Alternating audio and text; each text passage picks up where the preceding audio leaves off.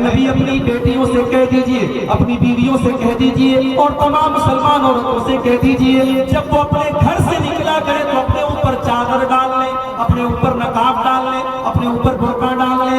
ज़ालिका अदना अन युरफ़ना फला युज़ैन, ये पर्दा की पहचान बन जाएगा। हमारे यहाँ तो पर्दा करने वाले भी कोरोना के बाद मास्क लगाने लगे। अब नकाब नहीं चलता, मास्क चलता है। हरे कलर का फ्रॉक है तो हरे कलर का मास्क लग गया, गुलाबी कलर का कपड़ा है तो गुलाबी कलर का मास्क लग गया। माफ कीजिए, मास्क नकाब की जगह नहीं ले सकता। नकाब को भी हमने डिजाइन डाला। अब माशाल्लाह नकाब इतना खूबसूरत हो गया कि शायद बगैर नकाब पर उतनी तवज्जो और नजर न जाए जितनी नकाब के ऊपर जाए। मेरे भाइयों, हमने अपनी बेटियों को जब कुरान का मतलब ही नहीं पढ़ाया और उनको दीनी तालीम ही नहीं दी तो हमारी बेटियां अगर आज गैरों के साथ फरार हो रही है तो हमें बहुत हैरान है। हमने अपनी लड़कियों को इजाजत दी को बाजार जाए, हमने बाजार के रास्ते उनके लिए खोल दिए, हमने कॉलेजों के रास्ते उनके लिए खोल दिए, हमने यूनिवर्सिटीज के रास्ते उनके लिए खोल दिए और हमने मस्जिदों के रास्ते उनके लिए बंद कर दिए। दुनिया की हर जगह औरत जा सकती है, मस्जिद में नहीं जा सकती। फतवा लग गया साहब, मस्जिद में जाने से फितना पैदा हो।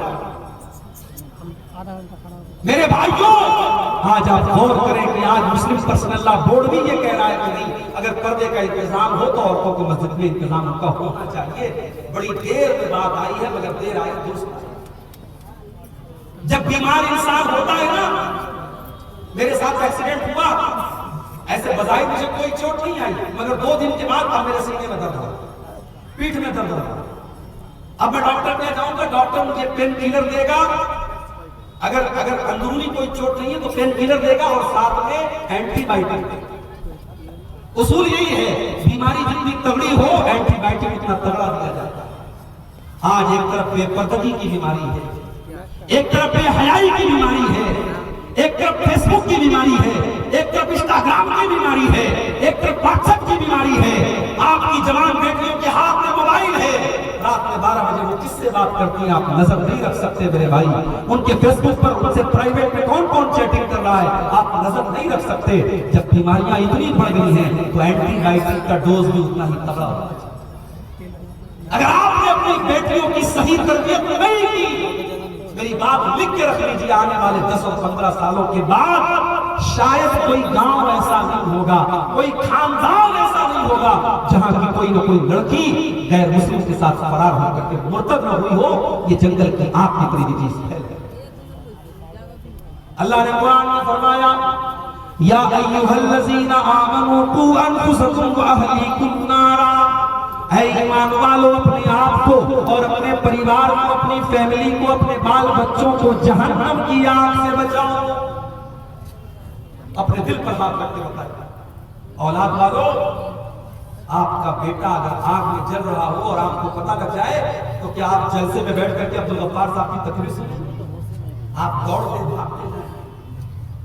आपको मोबाइल पर कॉल आ जाए कि मेरे बेटे का एक्सीडेंट हो गया, आप हॉस्पिटल पहुंचेंगे और अगर जरूरत पड़ी तो अपना खून दे करके और अपनी जान दे करके आप अपने बच्चों को बचाएंगे। इतनी मोहब्बत करते हैं अपनी फैमिली से, अपने परिवार से, अपने बाल बच्चों से। अल्लाह तबारक व तआला उसी मोहब्बत के को अपील करते हुए फरमाता है, या अय्युहल्लज़ीना आमनू कू अनफुसकुम व अहलीकुम नारा, ऐ ईमान वालों, जिस परिवार से, जिस अहलो अयाल से तुम इतनी मोहब्बत करते हो, उसको दुनिया की आग में तुम जलते हुए नहीं देखना चाहते हो। तुम्हारे बाल बच्चे, तुम्हारे बेटे और बेटियां जहन्नम की आग में कैसे जल रहे हैं और तुम कैसे गवारा कर रहे हो।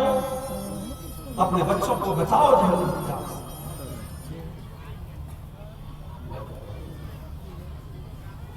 आप रात में तहज्जुद की नमाज पढ़ रहे हैं, आप रात में तहज्जुद की नमाज पढ़ रहे हैं,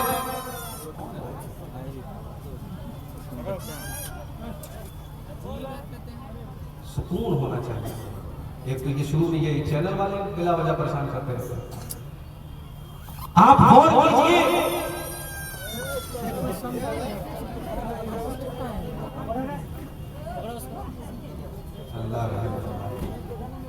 बच्चों की मोहब्बत हमारे और आपके दिल में, लेकिन अगर आप तहज्जुद की नमाज पढ़ रहे हैं और आपका बेटा गलत रास्ते पर जा रहा है और आपकी बेटी गलत रास्ते पर जा रही है मेरे भाइयों, तो अल्लाह क्या हमारी और आपकी गर्दन बच गई।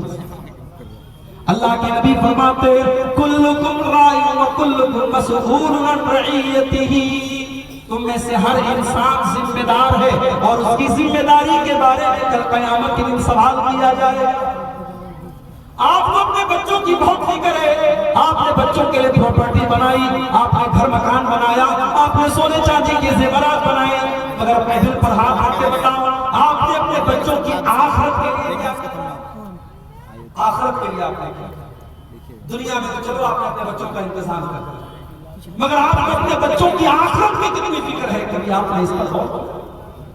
आज कितने मुसलमान हैं, बच्चा बीमार हो गया, माँ उसकी मालिश कर रही है, मालिश करने के बाद काजल का टीका लगा रही है। आप क्या लगाते हैं?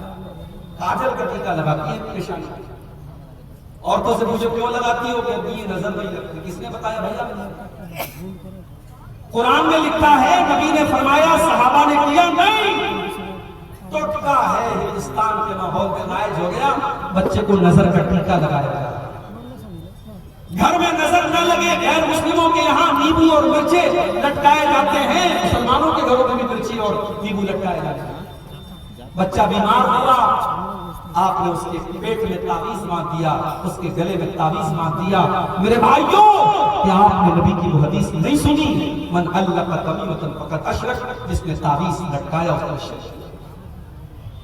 अल्लाह के प्यारे नबी अपने नवासे हसन और हुसैन को पढ़ करके दम करते हैं, उईज़ुकुमा बिकलिमातिल्लाहि ताम्मा मिन कुल्लि शैतानिन व हाम्मा व मिन कुल्लि ऐनिन लाम्मा। आपने दुआ याद नहीं की, आपको दुआ पढ़ना नहीं आता, तो आपने शॉर्टकट तलाश किया, आपने मौलवी साहब से कहा तावीज बना के दे दीजिए, मौलवी साहब ने तावीज बना के दे। मेरे भाइयों, इन बिदअत और खुराफात से अपनी फैमिली को बचाओ, शिर्क से बचाओ अपने बच्चों को। हजरत याकूब अलैहिस्सलाम को देखो, उनके 12 बच्चे हैं। याकूब अलैहिस्सलाम का इंतकाल होने वाला है आखिरी टाइम में, 12 बच्चे उनके बिस्तर को लपेटे, बिस्तर को घेरे हुए हैं। हजरत याकूब अलैहिस्सलाम अपने बच्चों से कहते हैं, हम कुंतुम शुहदा इज़ हज़र याकूब अल मौत इज़ क़ाला लिबनीहि मा ताबुदून मिन बादी। हजरत याकूब अपने बच्चों से कहते हैं, किसकी इबादत करोगे? कालू नअबुदु इलाहका व इलाहा आबाइका। बच्चे कहते अब्बा जान, आपकी और अपने बाप दादा के माबूद की इबादत करेंगे, अल्लाह की इबादत। याकूब अलैहिस्सलाम को अपने इंतकाल के टाइम बच्चों की तौहीद की फिक्र है। मेरे प्यारे साथियों, अपने बच्चों की अकीदे की फिक्र है।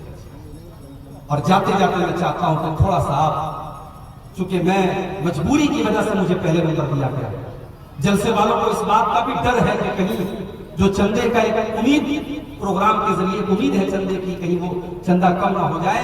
मैं बड़े अदब से आपसे गुजारिश करता हूँ, मेरी तकरीर का आखिरी पॉइंट चल रहा है, 5-10 मिनट आप आइए और इस कब्रिस्तान के रास्ते के लिए, जाहिर है कब्रिस्तान हमारी बड़ी बुनियादी जरूरत है। ये सदक़े जारिया होगा। अगर आपने 100 रुपया, 1000 रुपया, 10,000 रुपया, जो भी आपकी ताकत है, आपने कब्रिस्तान में ताउन किया, तो जब तक ये कब्रिस्तान का रास्ता रहेगा तब तक आपको, और जिसकी तरफ से आपने सदका दिया होगा उसको उसका सवाब मिलता रहेगा। मैं आपसे गुजारिश करूंगा कि आप इस कार्यक्रम में हिस्सा लेते चले जाएं और ताउन करते चले जाएं। मुझे इस बात का भी हुक्म मिला है कि थोड़ा बहुत आपका ताउन भी जो है मैं कबूल करूं। मेरे भाइयों, आज हम और आपको इस कार्य खैर में, इस तरीके की चीजों में भी अपने आप को और अपने घर वालों को हिस्सा दिलवाना चाहिए। नबी अकरम ने औरतों से फरमाया था, तसद्दक़ना, तुम सदका खैरात किया करो, फ़इन्नी उरीकुकुन्ना अक्सर अहलिन नार, मैंने तुमको जहन्नम की आग में बहुत ज्यादा जला देते। मैं अपनी माँ बहनों से गुजारिश करूंगा कि आप बढ़ चढ़ करके इस कार्य खैर में हिस्सा लें, अपने जेवरात उतार करके आप दें। नबी के दौर में हमने सहाबा की, सहाबियात के बारे में आप हमने हदीस की किताबों में पढ़े हैं कि अल्लाह के नबी ने चंदे की अपील की, औरतों ने अपनी कान की बालियां, अपने गले के हार उतार करके दे दिए। आज वो मिसाल, आज इस सरजमीन चिलमारी पर भी आपको कायम करना है, चिलमारा पर भी कायम करना है। आपको इस कब्रिस्तान के लिए आपको सदक़े जारिया के तौर पर अपना जो ताउन है, जो दान है, वो मेरे भाइयों, वक्त बहुत नाजुक है, वक्त बहुत नाजुक है और दीन और ईमान को बर्बाद करने के लिए बहुत सारे फितरे इस वक्त जो है सामने आ रहे हैं। हमें और आपको अपने आप और अपने घर वालों को इन फितनों से बचाने की जरूरत है।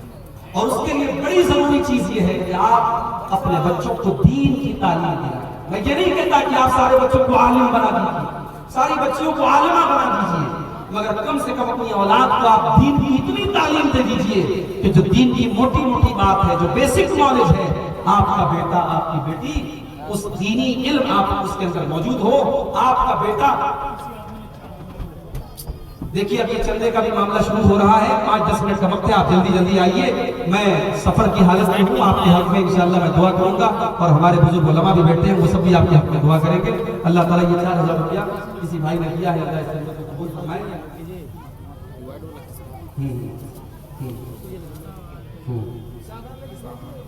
जी जी जी बुलाए भाई, बुलाए। अकमल भाई अगर आवाज सुन रहे हो तो वहाँ स्टेज पर यहाँ चले आए। जो इस इलाके के बड़े मोहतरम एक शख्स हैं, समाज सेवी हैं, उनको यहाँ बुलाया जा रहा है कि वो आए और इस कार्यक्रम में वो भी जो है हिस्सा लें। और आप सबसे मैं ऐलान करता हूँ, अपील करता हूँ कि आप आइए, शर्माइए मत, पीछे मत रहिए, आइए। और मेरे हाथ पर अगर आप देना चाहते हो तो मेरे हाथ में दीजिए, तो महिला उनको भी आप देना चाहें तो भी आप दे सकते हैं, पूरे इलाके के मामले। तो मेरे भाइयों, वक्त बिल्कुल खत्म हो रहा है। 11 बजे मुझे कटिहार पहुंचना है, 10:30 बज चुके हैं। आप आइए और थोड़ा जल्दी जल्दी जो भी इस कब्रिस्तान के लिए आप ताउन कर सकते हो कीजिए। कि किसी भाई ने 500 रुपया दिया है, अल्लाह ताला उसके ताउन कबूल फरमाए। अल्लाह ताला जो भी हमारे भाई सलीमुद्दीन अंसारी 200, सलीमुद्दीन भाई ने 200 रुपये दिए, अल्लाह उनके सदके को भी कबूल फरमाए। और कोई भाई अगर इस कार्यक्रम में हिस्सा लेना चाहते हैं तो भाई आगे बढ़े। और एक साहब 50।